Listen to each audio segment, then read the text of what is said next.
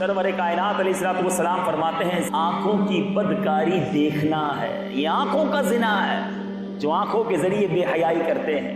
اللہ کے محبوب صلی اللہ تعالی علیہ وسلم کا فرمان حلاوت نشان ہے، حدیث قدسی ہے، نظر ابلیس کے تیروں میں سے زہر میں بجھا ہوا ایک تیر ہے، بس جو شخص میرے خوف سے اسے ترک کر دے تو اسے ایسا ایمان عطا کروں گا جس کی مٹھاس وہ اپنے دل میں پائے گا۔ اے بڑا مشکل، واقعی میں جانتا ہوں، آپ بھی جانتے ہیں، اپنی آنکھوں کو بچانا۔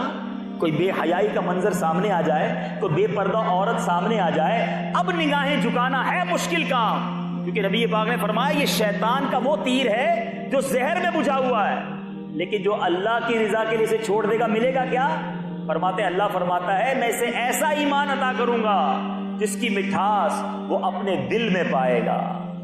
اب ذرا غور کر لیجئے، کیا چاہیے؟ ایمان کی مٹھاس چاہیے یا آنکھوں کا عذاب چاہیے؟ اللہ کی ناراضی چاہیے؟ ہمیں شیطان سے یہ مقابلہ کرنا ہوگا۔ حجت الاسلام امام محمد غزالی علیہ رحمۃ اللہ الوالی منہاج العابدین میں فرماتے ہیں، حضرت سیدنا عیسیٰ علی نبینا علیہ الصلوۃ والسلام سے منقول ہے کہ خود کو بد نگاہی سے بچاؤ، کیونکہ بد نگاہی دل میں شہوت کا بیج بوتی ہے، پھر شہوت بد نگاہی کرنے والے کو فتنے میں مبتلا کر دیتی ہے۔ پہلے آنکھ بہکتی ہے، یاد رکھیے گا۔ لوگ کہتے ہیں میں صرف دیکھتا ہوں، میں برائی کا کام نہیں کرتا، میں صرف فلمیں دیکھتا ہوں، میں ویب سائٹ دیکھتا ہوں، میں انٹرنیٹ پر جناب مناظر دیکھتا ہوں، مگر معاذ اللہ بدکاری نہیں کرتا۔ ارے یہ آنکھوں کا زنا ہے، اور یہی آنکھ سے دیکھنا دل کو بہکاتا ہے۔ جب دل بہکتا ہے تو انسان کی شرمگاہ بھی بہک جاتی ہے اور پھر انسان برے کام میں مبتلا ہو جاتا ہے۔ یہ پہلا دروازہ ہی بند کر دو۔ جس دن یہ دروازہ آپ نے بند کیا، آپ کا دل جو ہے وہ ایمان کی مٹھاس سے، ایمان کی حلاوت سے روشن ہو جائے گا۔ آج بہت سارے اسلامی بھائی ملتے ہیں، کہتے ہیں کہ مجھے دعا میں رونا نہیں آتا، میں قرآن پڑھتا ہوں مجھے قرآن کی وہ برکت نظر نہیں آتی، میں نمازیں پڑھتا ہوں میرا نماز میں دل نہیں لگتا۔ اپنے آپ سے پوچھیے آنکھیں کیا دیکھ رہی ہیں؟ ارے یہ آنکھوں کے ذریعے آپ نے اپنے دل کے اندر وہ برے برے مناظر داخل کر لیے ہیں، ان آنکھوں کے ذریعے اللہ کو ناراض کرنے والے ایسے ایسے کام کر لیے ہیں۔ اب ان آنکھوں سے عشق رسول میں آنسو کیسے بہیں گے؟ یہ آنکھیں خوف خدا سے کیسے بہیں گی؟ ارے جس نے اپنی آنکھیں گناہ کر کر کے کالی کر دی، وہ کس منہ سے تمنا کرے گا کہ یا رسول اللہ مجھے اپنا دیدار عطا فرمائیے؟ ارے یہ آنکھیں اس قابل نہ رہی۔ خدا را اگر ان آنکھوں سے جلوائے زیبا، جلوائے مصطفیٰ صلی اللہ تعالی علیہ وسلم دیکھنا ہے، اگر ان آنکھوں سے مکہ اور مدینہ کی بہاریں دیکھنی ہے، تو ان آنکھوں کو ان بدنا، ان برے مناظر میں، ان بے حیائی کے مناظر میں گندا نہ کرو، ان آنکھوں کو بچا کر رکھو۔ یہ آنکھیں اللہ نے اس لیے نہیں دی کہ ہم رب کی ناراضی والا کام کریں، یہ دل اس لیے نہیں دیا کہ اس دل میں گندے گندے خیالات لائیں۔ اے میٹھے اسلامی بھائیوں، یہ زبان اس لیے نہیں دی کہ اس سے بے پردہ اور نامحرم عورتوں سے باتیں کر کے، شہوت بھری باتیں کر کے بے حیائی کے کام کریں، نہیں نہیں، یہ آنکھیں، یہ دل اور یہ زبان کس لیے دی ہے رب نے؟ ایک پنجابی شاعر سمجھاتا ہے، کیا لکھتا ہے؟ دل یاد لئی بنایا ہے تعریف لئی زبان، دل یاد لئی بنایا ہے تعریف لئی زبان، اکھیاں بنائیاں سونے دے دیدار واسطے، اکھیاں بنائیاں سونے دے دیدار۔ یہ دل محبوب کی یاد کے لیے رب نے دیا ہے، اللہ کی یاد کے لیے دیا ہے۔ یہ زبان اللہ نے اپنے اور اپنے حبیب کے ذکر کے لیے دی ہے۔ یہ آنکھیں سرکار علیہ الصلوۃ والسلام کے دیدار، مکہ مدینہ کے دیدار، قرآن پاک کے دیدار اور علماء صلحاء کے دیدار کے لیے دی ہیں۔ مگر ہم ان آنکھوں سے کیا کر رہے ہیں؟ ہم ان زبان سے کیا کر رہے ہیں؟ یاد رکھو قیامت کے دن ان نعمتوں کا جواب کیسے دو گے؟ پیچھے پیچھے اسلامی بھائیوں، ہمارے اسلاف کیسے ہوتے تھے؟ آپ ہو سکتا ہے سوچتے ہو کہ یہ کیسے ممکن ہے کہ آنکھیں بھی بچائیں، زبان بھی بچائیں؟ ارے بزرگوں نے کر کے دکھایا۔ ایک بزرگ کے بارے میں آتا ہے، حضرت سیدنا مجمع رحمۃ اللہ تعالی علیہ، ایک مرتبہ اوپر کی طرف دیکھا۔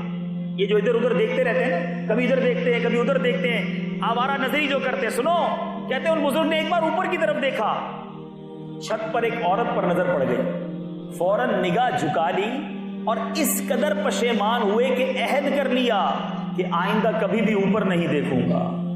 اپنے آپ کو اوپر دیکھنے سے ہی توبہ کر لی کہ بس اوپر دیکھا تو بے پردگی ہو گئی، اب میں اوپر نہیں دیکھوں گا۔ مگر آج ہم کیا کرتے ہیں؟ اپنے زمانے کے مشہور ولی حضرت سیدنا یونس بن یوسف رحمۃ اللہ تعالی جوان تھے، اکثر وقت مسجد میں گزارتے تھے۔ ایک مرتبہ مسجد سے واپس آتے ہوئے ایک عورت پر نظر پڑ گئی، دل اس کی طرف مائل ہوا، فوراً شرمندہ ہوئے، اللہ تبارک و تعالیٰ کی بارگاہ میں دعا کی، اے میرے پروردگار، آنکھیں بہت بڑی نعمت ہے، لیکن مجھے اب خطرہ محسوس ہونے لگا ہے کہ کہیں یہ میری ہلاکت کا باعث نہ بن جائیں اور میں ان کی وجہ سے عذاب میں مبتلا نہ ہو جاؤں۔ میرے مالک تو میری بینائی سلب کر لے۔ چنانچہ ان کی دعا قبول ہوئی اور وہ نابینا ہو گئے۔ آنکھیں واپس لے لے مولا، اگر یہ آنکھیں مجھے مروا نہ دیں۔ اور ہم ہیں کہ ان آنکھوں کو روزانہ گناہوں سے پر کر دیں۔ کبھی ایک بار دن میں ایسا ہوتا ہے کہ کوئی منظر سامنے ایسا آ جائے اور ہم آنکھیں جھکا لیں، اور بالخصوص ان افریقی ممالک میں جب بے پردگی بے حیائی زوروں پر ہے، جدھر جائیں بے پردہ عورتیں گھوم رہی ہیں، مسلمان بھی تو نہیں ہیں وہ، لیکن ہمیں تو اپنی آنکھوں کو بچانا ہے نا۔ ہم سرما لگاتے ہیں، میں اپنے بیان کو اختتام کی طرف لا رہا ہوں، ذرا غور سے سنیے۔ جب سرما لگاتے ہیں ہاتھ کانپ رہا ہوتا ہے، ڈر لگتا ہے کہ یار تھوڑی سی سلائی غلط لگ گئی تو آنکھ بڑی نازک ہے، یہ سلائی اگر زور سے لگ گئی تو تکلیف ہو جائے گی، کبھی آنکھ میں چھوٹا سا تنکا چلا جائے ہماری چیخ نکل جاتی ہے۔ آپ کو پتا ہے کہ جو اللہ کی ناراضگی میں آنکھوں کو حرام سے بھرتا ہے اس کے ساتھ ہوگا کیا؟ پیچھے پیچھے اسلامی بھائیوں سنیے، اور آج ایک پکی توبہ کر کے کھڑا ہونا ہے۔ نبی پاک صلی اللہ تعالی علیہ وسلم فرماتے ہیں آنکھوں کا زنا بد نگاہی ہے، اور منقول ہے جو شخص اپنی آنکھ کو حرام سے پر کرتا ہے اللہ تعالیٰ بروز قیامت اس کی آنکھ میں جہنم کی آگ بھر دے گا۔ ایک دن کا برداشت نہیں ہوتا، جہنم کی آگ کیسے برداشت کرو گے؟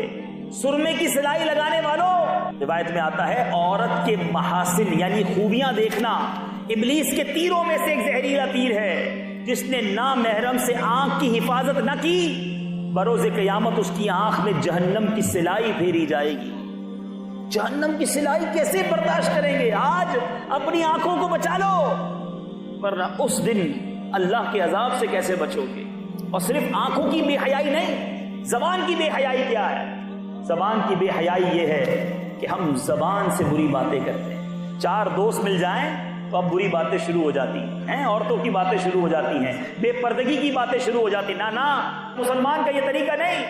نبی پاک علیہ الصلوۃ والسلام کا فرمان با کرینہ ہے اس شخص پر جنت حرام ہے جو فحش گوئی یعنی بے حیائی کی بات سے کام لیتا ہے۔